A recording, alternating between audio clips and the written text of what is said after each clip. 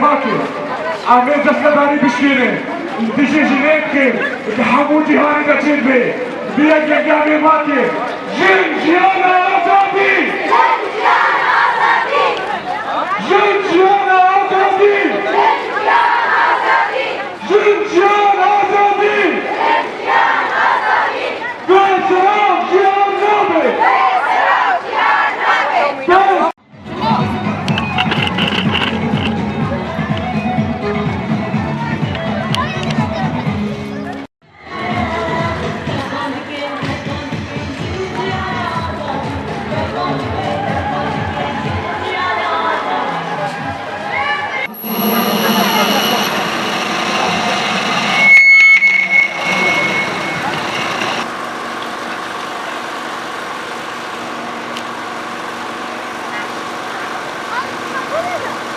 بتاريخ 4 من تشرين الثاني تعرضت الناشطة الأكاديمية في علم المرأة ناكيهان أركيسل لعملية اغتيال دمية بمدينة سليمانية في إقليم كردستان، مما أدى إلى استهدافها في هذا السياق.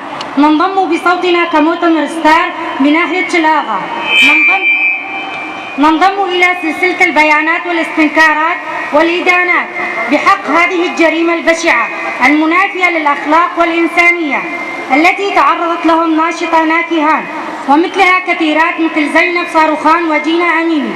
نطالب المجتمع الدولي بوضع حد لهذه الجرائم التي تنافي كافة الأعراف والمواثيق الدولية والمعنية عليها بتوقيف هذه الممارسات والاستهدافات الدنيئة اللا أخلاقية بحق النسوة المناضلات.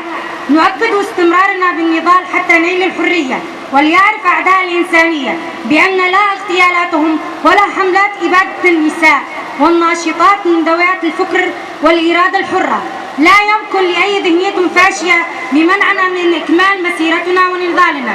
جن جيان آزادي.